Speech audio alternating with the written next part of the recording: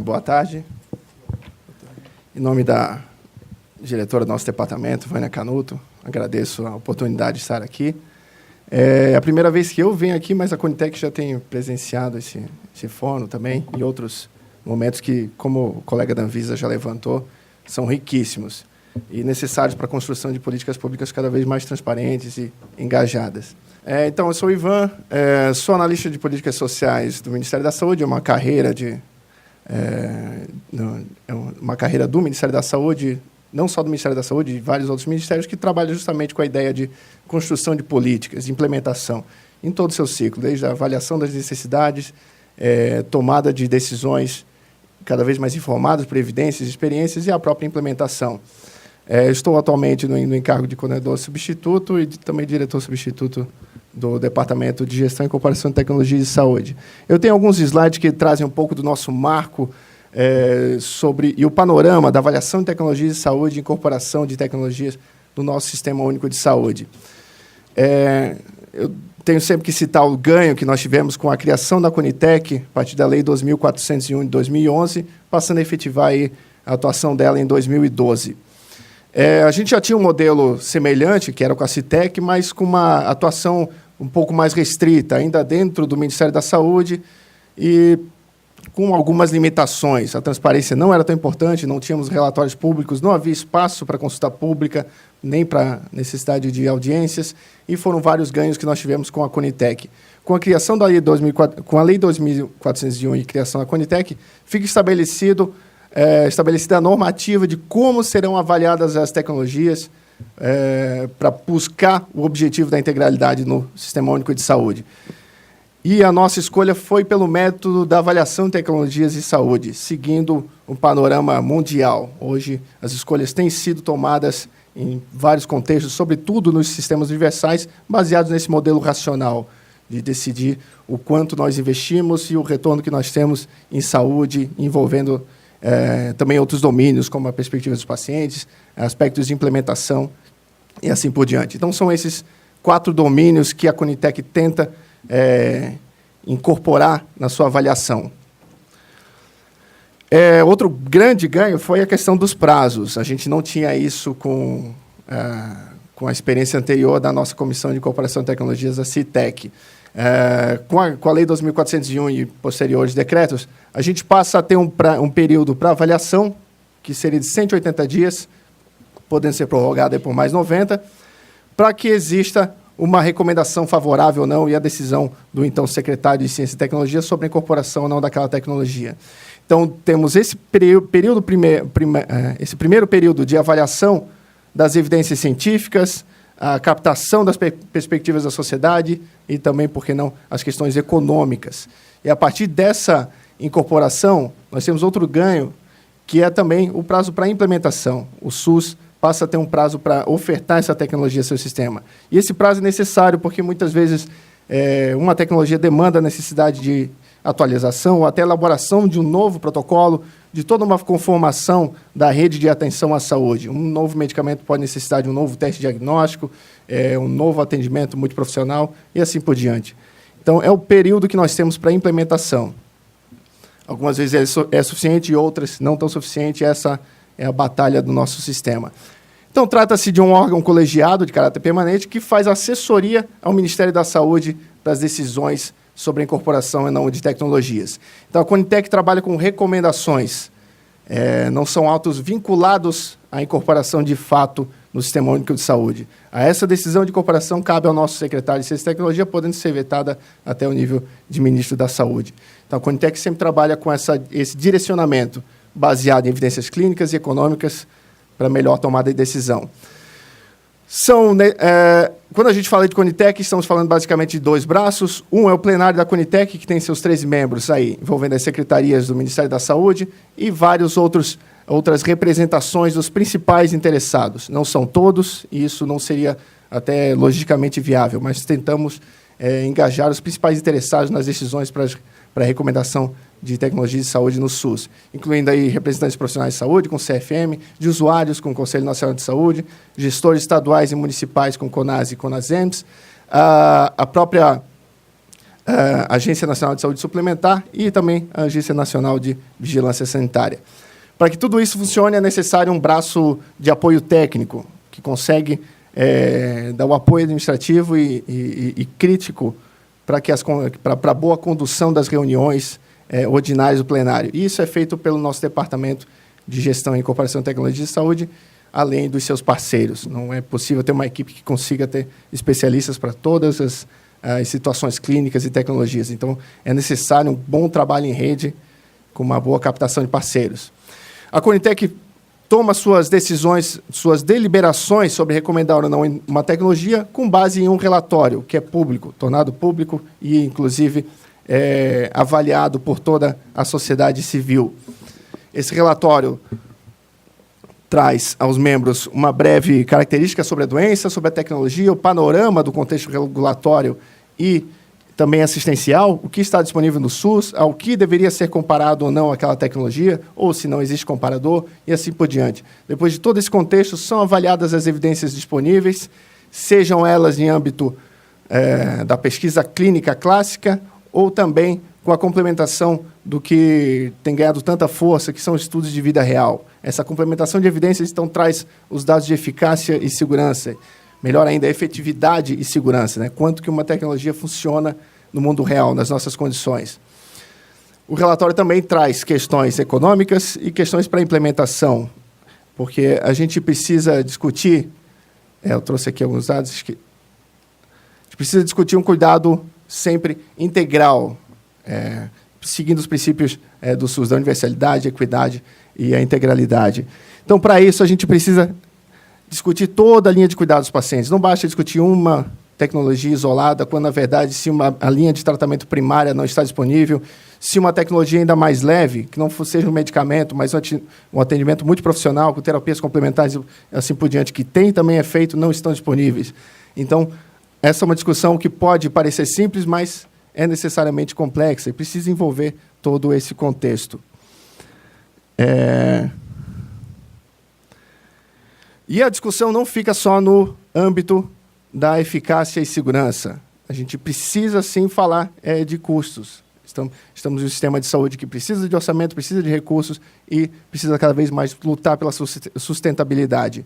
E não é só no Brasil, em todo o mundo, em todo lugar, em todo contexto, os recursos são finitos e a gente precisa tomar decisões, precisa fazer escolhas para o nosso sistema. E onde vem o ponto, né? A saúde não tem preço. Eu vi que tem essa discussão está bastante em pauta, com alguns medicamentos custando cerca de milhões de reais por paciente. Então, é um ponto que a gente começa a questionar qual é, de fato, o preço da saúde. Que bom que a gente tem uma representação da bioética aqui para discutir e enriquecer esse diálogo. Mas o fato é que essa dúvida é milenária. Na própria economia, a gente até hoje não tem a resposta do que é, de fato, o valor. Mas se há ou não preço, orçamento, isso nós temos. E é claro, o orçamento da saúde ele é finito e cada vez mais disputado, apesar das necessidades infinitas e em tendências crescentes. Desse orçamento federal, que chega a cerca de 15 bilhões de reais por ano só para o financiamento de medicamentos ambulatoriais, eu não estou colocando nessa conta os medicamentos oncológicos e outros que são fornecidos em âmbito hospitalar. A gente tem uma boa parcela aí de medicamentos biológicos, que fala um pouco da questão do fórum de hoje, do tema central. 40% mais ou menos, algo aproximado, do que a gente chama de um componente especializado da ciência farmacêutica, também conhecido como histórico de medicamentos de alto custo, é só de medicamentos biológicos. Os medicamentos biológicos disponíveis no nosso sistema consomem cerca de 60% dos recursos da ciência farmacêutica, mas atendendo apenas 12% das doenças. Ou seja, há um ganho de inovação, e eu acho que isso ficou claro com a doutora Letícia, com as apresentações, mas essa inovação também tem caminhado paralelamente com um ganho incremental de gastos de saúde. E essa discussão que nós devemos ter. E essa tendência é mundial. O mercado de biológicos cada vez mais tem tomado a frente dos gastos em saúde com medicamentos. E com o Brasil não seria diferente. Por isso que não é nenhum tabu e a gente precisa realmente discutir custos, modelos de assistência, políticas que vão, de fato, trazer benefício para a população, mas em um modelo sustentável, que a sociedade se consiga arcar e disponibilizar com benefícios em saúde para todos. Nesse campo, a gente discute, quando falamos em modelos econômicos para avaliação de tecnologia de saúde, estamos basicamente falando de dois lados da balança. Um é quando nós falamos sobre a eficiência, o quanto que eu invisto de recurso e quanto que aquela tecnologia tem de retorno. Quantos anos de vida a mais eu tenho a investir R$100 mil a mais em determinado tratamento? Quantos anos de vida a mais com qualidade de vida eu tenho a mais a investir mais com esse tratamento? Quantas internações, quantos números de infarto do miocárdio são evitados a cada real investido a mais nessa tecnologia? E, a partir daí, nós temos um indicador do quão eficiente é aquela tecnologia e podemos tomar decisões comparando com todas as alternativas. Mas não basta avaliar a eficiência. A gente precisa também avaliar o potencial de implementação. O quanto vai ser a conta, qual o tamanho da conta de oferecer essa tecnologia para a população e aonde entra o impacto orçamentário. A eficiência nós avaliamos com a custo-efetividade e o impacto orçamentário fala da factibilidade, do quanto a gente consegue realmente colocar em prática aquela tecnologia. Isso pode orientar necessidade de decisões estratégicas, priorizações, negociações de preço. E esse é o ponto do impacto orçamentário. Não avaliar de fato a eficiência, mas o quão factível é colocar em prática aquela política. Então, são estudos complementares. Basicamente, a gente fica em dúvida entre dois quadrantes, quando a gente fala de custo-efetividade, que é o ponto onde eu tenho mais efetividade com o tratamento, mas ele tem um custo maior. E é o grande dilema de toda a sociedade que optou por um sistema de saúde universal, saber o quanto ela pode pagar por isso. Qual a disposição a pagar por um ano a mais com qualidade de vida? Esse é um grande debate que a gente precisa ter e fortalecer também na nossa sociedade, como em outros sistemas. E outro ponto que a gente também teria dúvida seria uma perda de efetividade a um custo menor.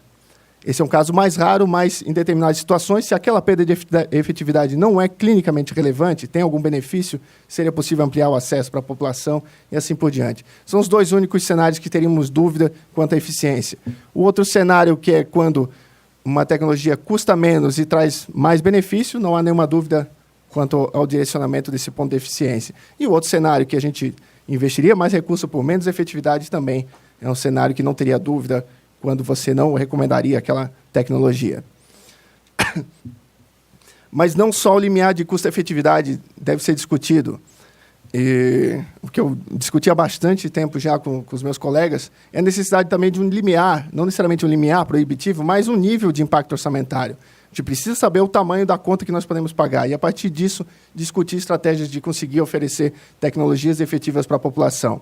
E não é só o Brasil também que precisa discutir isso. O NICE já tem adotado, o NICE é a Agência de Avaliação de Tecnologias de Saúde da Inglaterra, então um sistema rico, e mesmo assim que precisa discutir a sustentabilidade do seu sistema de saúde. E há um ano, cerca de um ano, o NICE já tem adotado um limiar de impacto orçamentário.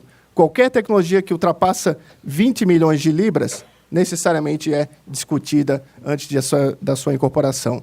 Então, não é um limiar proibitivo, mas que orienta a necessidade de uma estratégia. Tudo pensando na sustentabilidade e continuar a oferecer esse arcabouço de tecnologias para toda a população. Alguns resultados de 2012 a 2018, já tivemos mais de 700 demandas avaliadas e um total de 75 reuniões.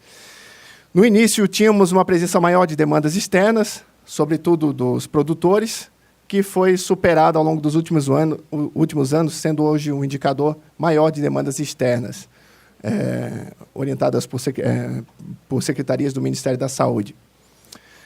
A não conformidade é um indicador de qualidade dos relatórios que são submetidos à Conitec, com uma avaliação prévia do nosso departamento. Então, se alguns aspectos do relatório não atingem requisitos mínimos necessários para uma boa discussão, essa demanda é devolvida ao proponente para que ele possa readequar ou discutir conosco uma possibilidade de alcançar os critérios mínimos para uma boa discussão. Esse é um indicador que também tinha um valor um pouco alto no início, mas nos últimos anos tem atingido 30%, mostrando até um pouco do impacto dos esforços que a Conitec tem feito em envolver a sociedade e implementar guias metodológicos em todos os aspectos necessários para avaliação. Até então, Como eu havia falado, a recomendação da Conitec não tem caráter vinculativo, mas todas, até hoje, têm sido acatadas pelo secretário de Ciência e Tecnologia. Então, ele acata as recomendações da Conitec e incorpora ou não incorpora de acordo com a deliberação da comissão. Nossos indicadores de recomendações são mais favoráveis para a incorporação, cerca de 60% das demandas avaliadas são para a incorporação, não incorporação, 29%, e exclusão, que é um caso um pouco mais raro, de 11%. E eu não consigo chegar aqui, mas não sei se vocês conseguem ter acesso, mas esse é só um quadro de indicadores em relação ao panorama internacional. Então, o nosso indicador de aprovação das tecnologias é em cerca de 67%, algo próximo de 70%, e ele é comparável a outras tecnologias, mesmo de países desenvolvidos, exceto pelo NICE, que tem um indicador de aprovação maior, próximo de 80%. Os medicamentos são os principais responsáveis pelas avaliações, vindo de um contexto histórico aí da própria avaliação de tecnologia em saúde. O medicamento tem um modelo muito claro de avaliação, com ensaio clínico randomizado e outros estudos que são colocados em prática. A avaliação de outras tecnologias ainda tem, de certo modo, um grande espaço a se evoluir metodologicamente. Isso é um pouco do reflexo do interesse pela avaliação. Infectologia, oncologia e reumatologia são as principais especialidades que são demandadas à avaliação, e aí refletindo um pouco aí aquela questão dos medicamentos biológicos, sobretudo com oncologia e reumatologia, sendo temas frequentes de discussão na comissão. Tivemos um grande ganho no indicador de ampliação de acesso a partir da Conitec, a aprovação de números de tecnologias incorporadas dramaticamente superior após a entrada em ação da comissão. A Conitec tem também se envolvido em várias outras ações de engajamento da sociedade e de discussão, como a questão da judicialização, com a construção de fichas técnicas que podem orientar câmaras de discussão e até decisões judiciais, orientando o que já há disponível no sistema, entre outros aspectos que podem orientar uma decisão melhor, mais orientada em relação à saúde. Um ponto que eu preciso destacar bastante são os esforços em relação à produção de diretrizes clínicas com maior envolvimento e transparência. Temos uma coordenação que especificamente trabalha com isso, com ações importantes como o engajamento de pacientes antes do processo já elaborado, que é o que acontece na consulta pública quando a gente avalia uma demanda de tecnologia. A sociedade, na prática, só é convidada após a avaliação estar pronta. Então, ela é convidada a opinar sobre um relatório técnico da Conitec e uma recomendação inicial. No processo de elaboração do protocolo clínico, uma questão muito importante que tem sido colocada em prática é o engajamento em um momento prévio a essa avaliação. Então, no momento de delineamento do escopo, que seria o planejamento de um protocolo clínico, a equipe de protocolos tem conduzido enquetes públicas, tem engajado até pacientes em estratégias mais ativas de captação das perspectivas desses pacientes na elaboração de protocolos, como foi o caso da artrite reumatoide, entre outros protocolos, onde estiveram envolvidas associações de pacientes, trazendo a público para a equipe laboratória do protocolo questões pertinentes ao cotidiano desses pacientes. Então, já são ações bastante importantes, com certeza muito espaço ainda para evoluir, sobretudo na participação social, e quem sabe até esse exemplo pode começar a ser adotado de alguma forma na própria avaliação das demandas de tecnologias em saúde, e a partir desses exemplos de sucesso. Também destacando ações de engajamento da sociedade. Uma equipe tem trabalhado especificamente para isso, sobretudo com destaque para a colega Aline Silva, que hoje não está presente, mas trabalhou bastante no guia de envolvimento da sociedade. A elaboração de relatórios específicos para a sociedade, porque acabava sendo uma falácia o nosso discurso de que toda a sociedade poderia, de fato, contribuir com o nosso relatório. Porém, é um relatório extremamente denso, com vários termos técnicos, que, de fato, poucas pessoas conseguiriam contribuir naquele aspecto. Então, algumas ações foram importantes para esse ponto, como a criação de um formulário específico para pacientes, cuidadores interessados, que tenta não captar especificamente a avaliação daquelas evidências ou estudos econômicos, mas as expectativas perspectivas sobre aquela tecnologia ou sobre um comparador, experiências positivas e negativas, que em alguns momentos foram extremamente importantes para a decisão da Conitec, até alterando, modificando essa decisão. E para fomentar essa participação, também foram investidos esforços na elaboração de um relatório em versão para a sociedade. Então, é um relatório diferente daquele modelo denso, um relatório de poucas páginas, com algumas informações essenciais para que a sociedade seja envolvida, de fato, no que está acontecendo, o que a Conitec recomendou, qual o impacto daquela decisão e assim por diante. Isso nos deu bastante trabalho também. Essa motivação acabou trazendo uma participação cada vez maior na consulta pública, evoluindo nos últimos anos, sobretudo aí depois de 2014, com todas essas ações de envolvimento da sociedade. Mas um ponto também até a nos levantar um questionamento, o quanto que esse modelo é adequado para envolver a sociedade. Quando temos participação na consulta pública com mais de 30 mil contribuições, começa a ser questionável o quanto, de fato, aquelas percepções são valores e preferências dos pacientes. Será que modelos mais ativos de envolvimento da sociedade não trariam uma informação mais rica? Enfim, pontos que a gente precisa ainda discutir e aprender com sucesso e com insucesso. E é isso. Trago aqui o nosso portal. Por favor, conheçam, acompanhem o nosso portal da Conitec. Temos correios de informações, outras participações em mídias sociais, o Twitter e assim por diante. Sempre há, em algum momento, alguma consulta pública vigente, busquem participar, se envolver. Isso é essencial para a nossa evolução.